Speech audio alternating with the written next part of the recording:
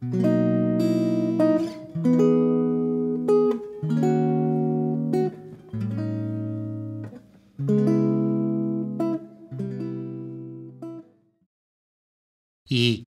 유혹을 아신다.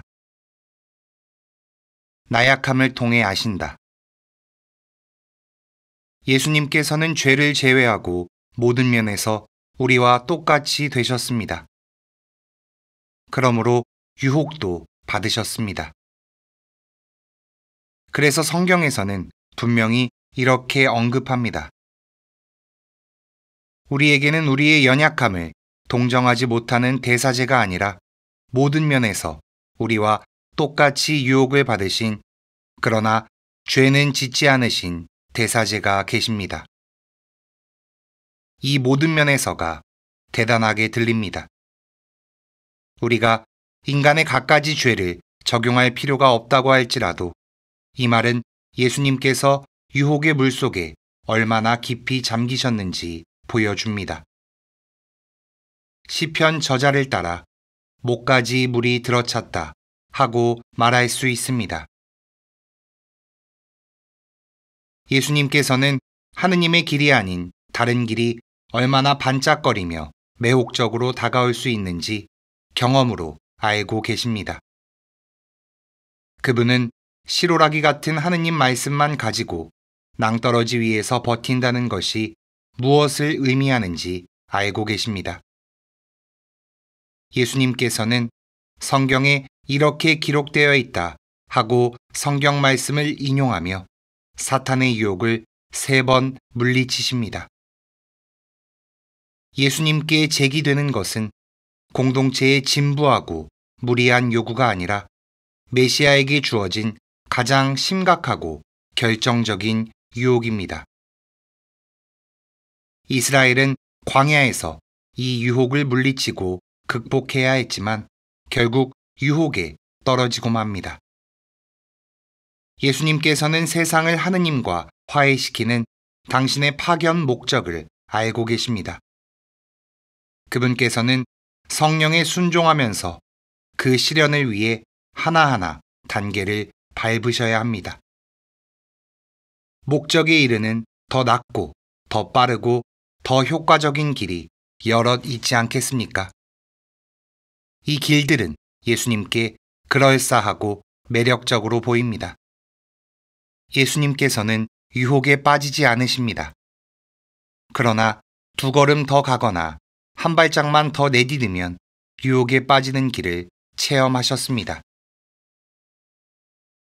예수님께서 우리의 나약함을 공감하신다는 성경의 진술이 이중으로 뒷받침됩니다. 그분께서는 고난을 겪으시면서 유혹을 받으셨기 때문에 유혹을 받는 이들을 도와주실 수가 있습니다. 모종의 고통 또는 큰 고통이 아니라 유혹을 당하는 우리가 겪는 유혹을 똑같이 겪음으로써 그분께서는 어디서 도움을 주기 시작해야 하는지에 대한 내적인 알을 획득하고 우리를 도우실 수 있습니다. 또한 이미 구약에서 대사제는 사람들 가운데에서 뽑혀 사람들을 위하여 하느님을 섬기는 일을 하도록 지정되었다고 언급됩니다. 그는 자기도 약점을 짊어지고 있으므로 무지하여 길을 벗어난 이들을 너그러이 대할 수 있습니다. 이러한 약점은 옛 사제들에게 죄였고 이러한 자기 죄 때문에 그들은 속죄 제물을 바쳐야 했습니다. 예수님에게서 약점은 죄일 수 없습니다. 그렇지 않다면 형제들을 위한 그분의 자기 희생이 철저할 수 없을 것입니다. 하지만 예수님께서는 유혹을 받는 나약함, 사탄이 던지는 유혹의 위험, 이러한 유혹 가운데에서도 하느님의 뜻에 기대야 하는 어려움, 이 모든 경험을 의사로서 다른 이들을 고쳐주시기 위해 사람이 지닌 사정을 알기 위해 몸소 겪으셔야 했습니다. 예수님의 삶은 고통을 겪으며 얻은 것입니다. 앞서 언급한 마음에 대한 삶에서 경험에 의한 삶으로 나아간 것은 장족의 발전입니다. 올리브 동산에서 예수님께서는 당신을 죽음에서 구하실 수 있는 분께 큰 소리로 부르짖고 눈물을 흘리며 기도와 탄원을 올리셨습니다. 예수님께서는 고난을 겪으심으로써 순종을 배우셨습니다. 예수님께서 인간의 나약함을 카리스마적으로 아셨다면 이는 효과적으로 도움이 되지 못했을 것입니다. 예수님께서는 부당한 요구와 견딜 수 없어 보이는 것을 인내하는 성숙의 과정을 거치면서 육화하셔야 했습니다. 공생활의 시작에 메시아가 당한 세 가지 유혹은 외적으로는 쉽게 극복한 것처럼 보이지만 사실 이는 나약함 가운데 주어진 것이었습니다. 유혹은 예수님께서 광야에서 40일간 단식하신 후에 다가옵니다. 그 뒤에 시장하셨다. 예수님께서는 사탄과 만나면서 강해지지 않고 오히려 약해지십니다. 그분께서 권력의 진상과 힘을 아시기 위해 사탄의 유혹에서 오는 충격을 온전히 느끼실 수 있어야 하기 때문입니다. 내가 약할 때 오히려 강하기 때문입니다. 한 바오로 사도의 말이 이러한 그리스도론적 상황에서 온전히 증명됩니다. 하느님께서는 당신을 거스르는 것을 외적으로나 우월한 입장에서만 마주하지 않으십니다. 즉, 번지르르한 거품처럼 헛된 것을 내부에서 터뜨리기 위해 사탄의 유혹에 당신을 내맡기시는 놀라운 일을 행하십니다. 요나의 표징에서와 같이 그분께서는 당신을 삼키는 괴물을 내부에서 죽이십니다. 하느님께서는 우리의 처지를 아시고 우리를 돕기 위해 이를 감행하셨습니다. 하지만 이는 결코 우리가 장남 삼아서든 과시하기 위해서든 악에 관여하도록 하시기 위함이 결코 아닙니다. 우리가 얼마나 악을 잘 버틸 수 있는지 하느님께서 아시도록 하기 위해 우리를 유혹에 이끌어 달라고 그분께 기도할 필요는 없습니다. 주님의 기도 속 청원은 우리를 유혹에 빠지지 않게 하시고 유혹에 동의하지 않도록 우리를 지켜주소서를 의미합니다. 하느님께서는 구약의 의인들처럼 우리를 시험하실 수 있고 무엇이 우리의 신앙에 가치가 있는지 보시기 위해 그렇게 하실 것입니다. 하느님께서 아브라함에게 어떻게 하셨는지, 이삭을 어떻게 시험하셨는지, 그리고 야곱에게 무슨 일이 일어났는지 생각해 보십시오. 그들의 마음을 시험하시려고 그들에게 불같은 시련을 주신 것입니다. 그분께서는 우리에게도 그냥 보복을 하지 않으십니다. 주님께서는 당신께 가까운 이들을 깨우쳐 주시려고 채찍질 하시는 것입니다. 참된 신앙은 갖가지 시련 없이 이루어지지 않고 시험을 받으면 인내가 생겨납니다. 그렇지만 우리가 아니라 하느님 홀로 시험하는 불을 다루십니다. 예수님 안에서 하느님께서는 신비로운 네 번째 사람처럼 불가마니 속에서 우리와 함께 거니십니다. 예수님의 진단. 예수님께서는 악령이 지배하는 인간 존재가 지닌 심층에 파고 들어가셨고 어두운 세력에 운명적으로 빠져 있음이 무엇인지, 그것에 의해 압도당하는 암묵적 동의가 무엇인지 구분하실 수 있습니다. 먼저 힘센 자를 묶어놓지 않고서 어떻게 그 힘센 자의 집에 들어가 재물을 빼앗을 수 있겠느냐. 묶어놓은 뒤에야 그 집을 털 수 있다. 우리는 예수님께서 영혼 속 악령과 관련된 지하세계로 침입하신 것을 이런 관점에서 이해해야 합니다. 그것은 승리의 강림이 아니라 어둠의 세력의 영역으로 들어가 당신 자신을 그들에게 내맡기기 위한 것입니다. 성부에 대한 아드님의 궁극적인 순종을 통해서만 그분께서는 그 세력에 영향을 받지 않으십니다. 그리고 영혼의 지하 세계에서 힘센 자의 소유를 탈취하십니다. 우리는 여기서 악령의 인격 문제를 도외시할 수 있습니다. 악령이 존재하고 세계를 영혼과 육신의 차원에서 망가뜨린다는 사실만으로도 충분합니다. 예수님께서는 유혹에 대한 알매서 한 사람이 당한 속박이 무엇인지 진단하기 위해 각각 이러한 심층을 바라보십니다. 사람이 아무것도 할 수 없는 속박이 있습니다.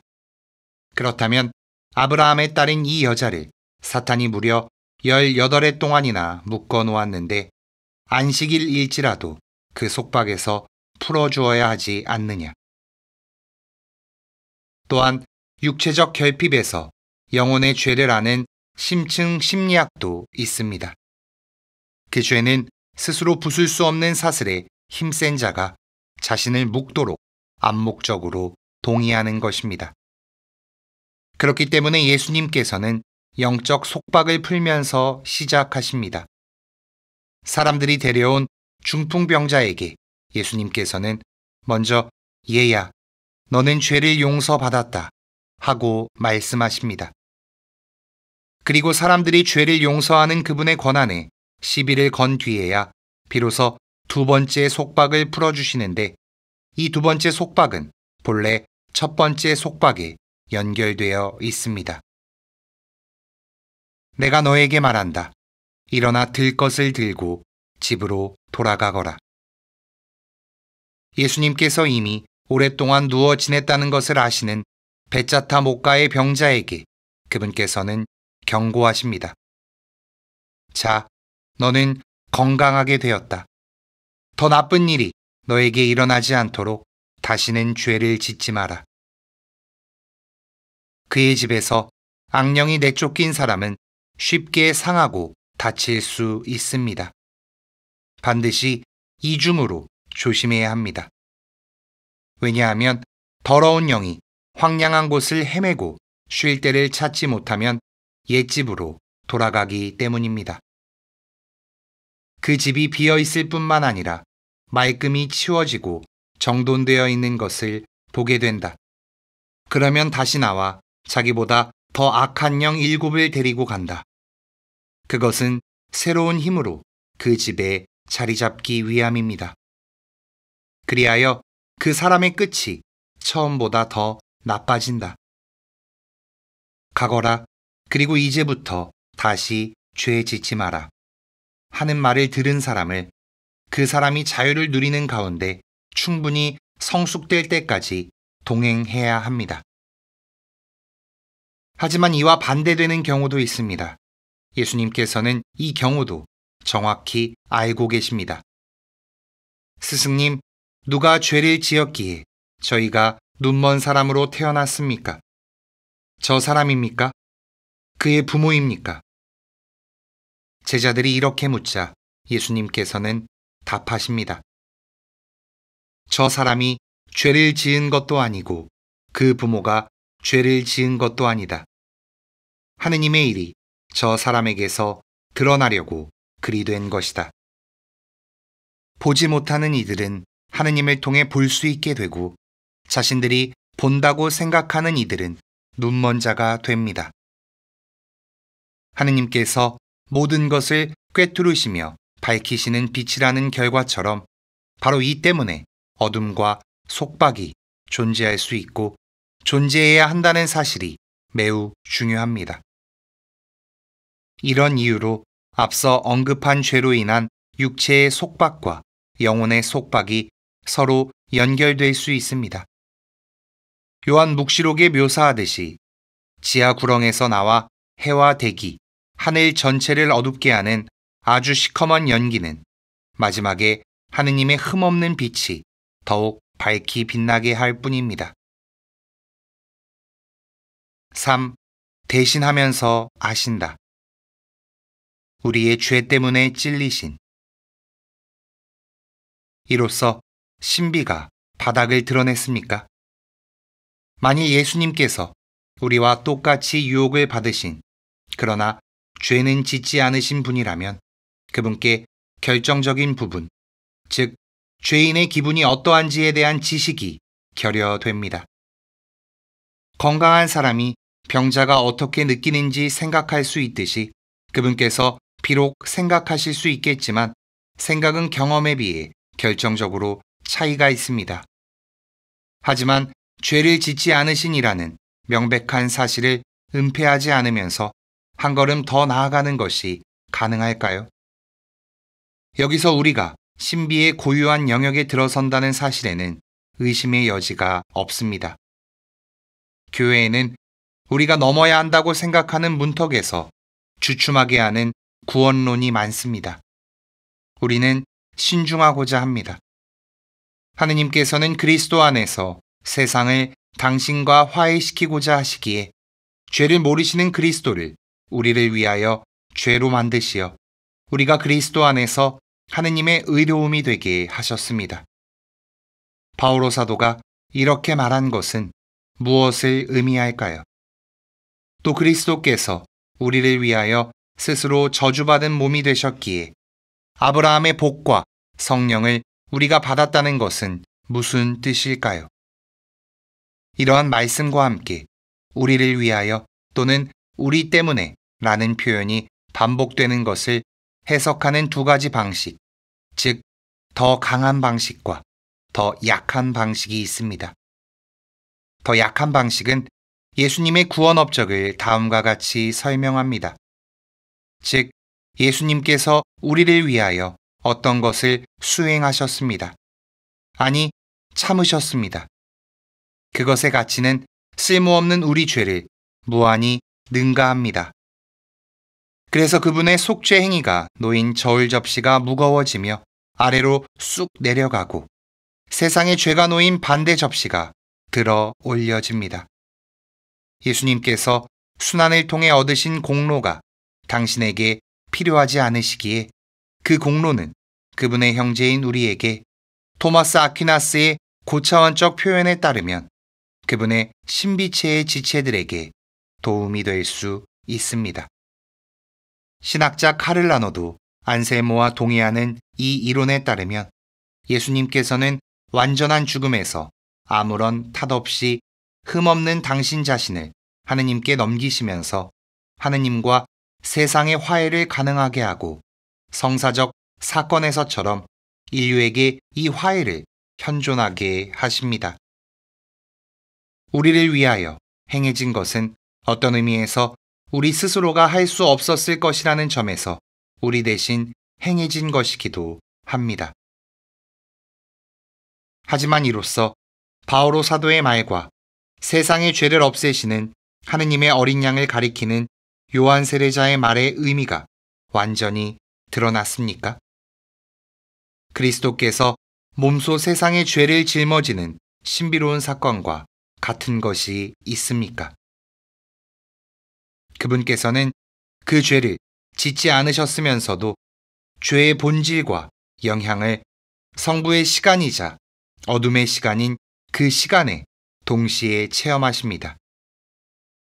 구세주가 죄인인 자신의 형제들과 자신을 지나치게 동일시하여 하느님 앞에서 그들에게서 자신을 더 이상 구별하지 않고자 하는, 그래서 그리스도가 피뢰침처럼 세상에서 하느님을 거스르는 현실에 대한 그분의 심판을 자신이 끌어안는 것과 같은 것이 있습니까? 진노한 하느님상이 원시적이고 시대에 뒤떨어졌다는 이 일을 제기하지 마십시오. 사랑이신 성부께서 세상을 위해서 당신 아드님을 내어주셨기 때문입니다. 죄인을 사랑하시는 하느님께서 당신이 미워하셔야 하는 죄에 대해 노여워하실 수 있다는 사실에 아무도 이 일을 제기하지 않을 것입니다. 하지만 예수님께서 그 시간에 죄의 본질을 내면에서 체험하신다면 순환의 중심은 그분의 완전한 죽음에 있을 뿐만 아니라 죽음에 이르기까지의 공포와 하느님께 버림받은 경험, 진정으로 우리를 대신하여 악에 대한 하느님의 정당하고 의로운 심판을 몸소 경험하신다는 데 있습니다. 이제 이 세상은 심판을 받는다. 이렇게 예수님께서는 순환이 시작됨을 선포하십니다. 세상이 받아야 할 심판을 성부와 아드님의 관계 안으로 받아들이는 것이 지고하신 삼위일체적 사랑의 활동입니다. 이 사실은 신약 성경의 진술에 익숙한 모든 이에게 분명할 것입니다. 그러나 무한한 사랑을 거부하는 유한한 자유라는 끔찍한 가능성과 현실은 이 무한한 사랑이 베푸는 용서라는 손쉬운 행위로 단순히 지워질 수 없습니다. 그것은 하느님과 사람 양측에게서 정화를 하늘과 땅 사이에 새로운 계약의 체결을 요구합니다. 그렇기 때문에 모세에서 시작해서 예언자들을 망라하고 주님의 종에 이르기까지 구약 성경 전체를 대표하는 계약의 중재자가 화해의 결과를 효과적으로 자신의 실존 전체로 구현하는 것이 마땅할 것입니다.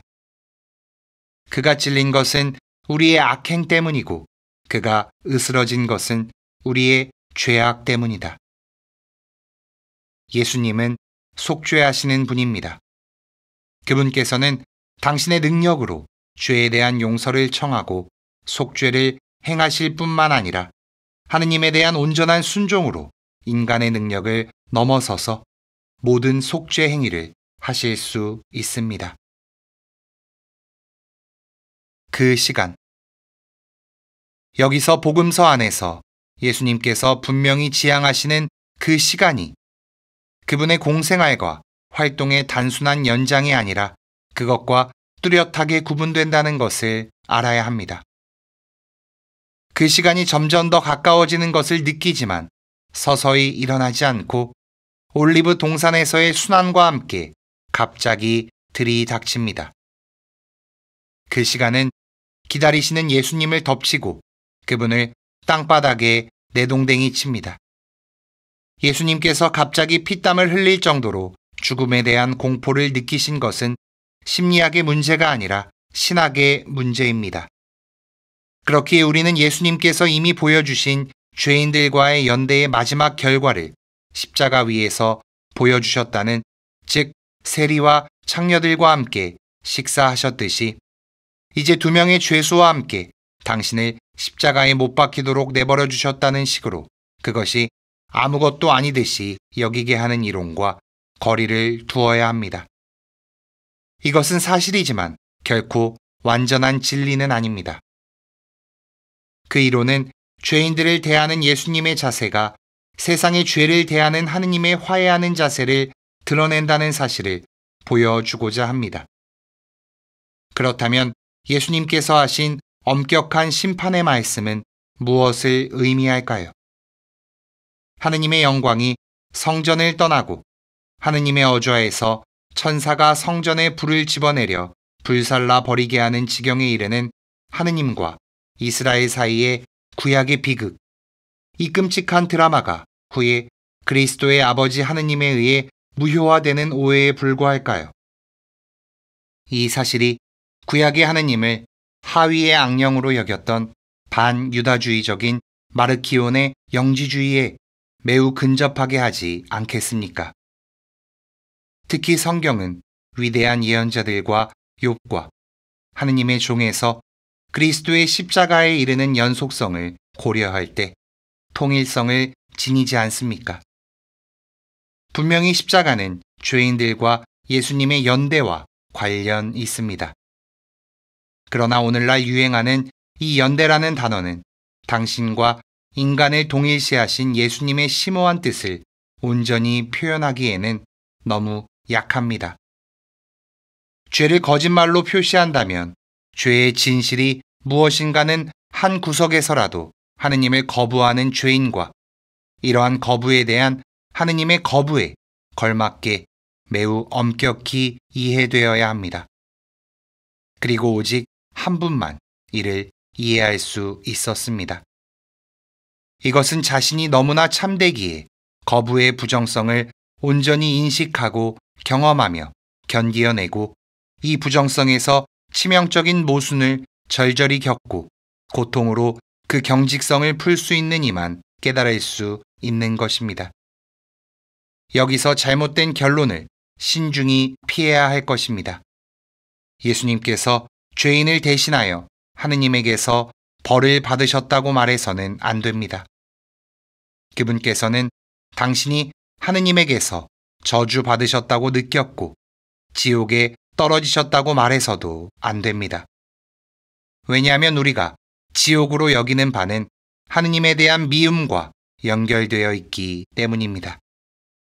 십자가에 달리신 분께서 성부 하느님에 대해 일말의 증오를 느끼신다고 말하는 것도 무의미합니다. 하지만 죄인의 몫이었을 것에 의해 절절히 고통을 겪으시는 것, 즉 하느님에게서 완전하고 최종적인 분리를 겪는 것을 하느님의 아드님이 경험하실 수 있습니다.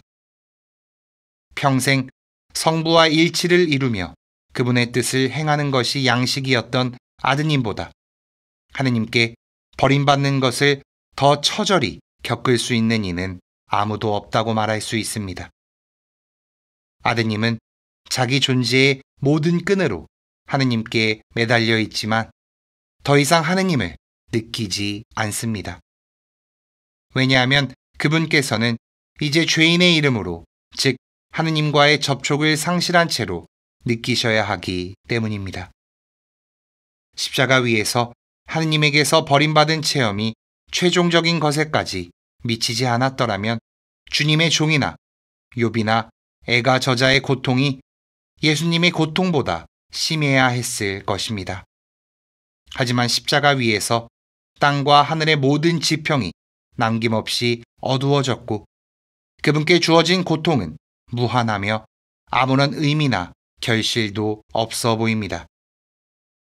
게다가 많은 이들을 위해 순환을 대신 겪은 주님의 종에게서 고통은 품이 없고 경멸적으로 보입니다.